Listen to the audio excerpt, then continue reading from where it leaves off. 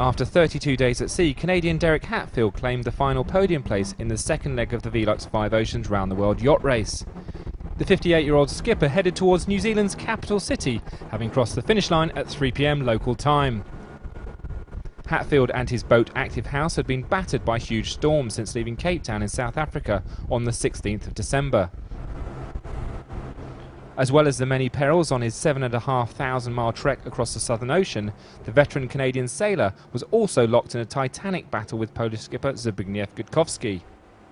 Hatfield led the race for the first few days, but when eventual winner of Ocean Sprint 2, Brad Van Loo, took control, the man from Nova Scotia was left scrapping hard for second place with Gutkowski. The duo swapped places on numerous occasions amongst the mountainous waves and biting winds of the Southern Ocean. At various points, Hatfield and Gutkowski were separated by only a couple of miles. It eventually came down to a difference in tactics that signalled the endgame for the pair. Hatfield took a westerly course into Wellington with his Polish rival heading east. Gutkowski's gamble paid off, with a man from Gdansk reaching land first. Hatfield had fought hard to take second, but it wasn't to be. The Canadian had to settle for third spot on the podium as he cruised into Queen's Wharf in Wellington. With Hatfield's boat Active House safely moored up dockside, it was time to celebrate. Let's have a big round of applause for Derek Hatfield. It's been a long, difficult leg, just brutal and relentless in its application, so I'm glad to be here.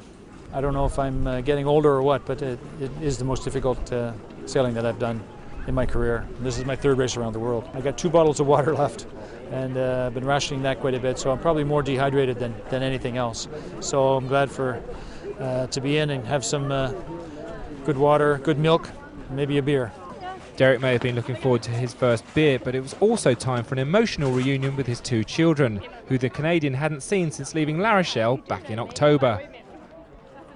Rounding that final turn to tie the boat up, we could see both young children at the end of the pier jumping up and down.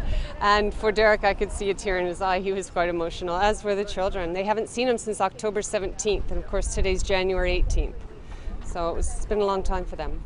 With the vacancies on the podium now filled, the Velux 5 Oceans awaits the arrival of the final skipper in the fleet, Chris Stanmore Major.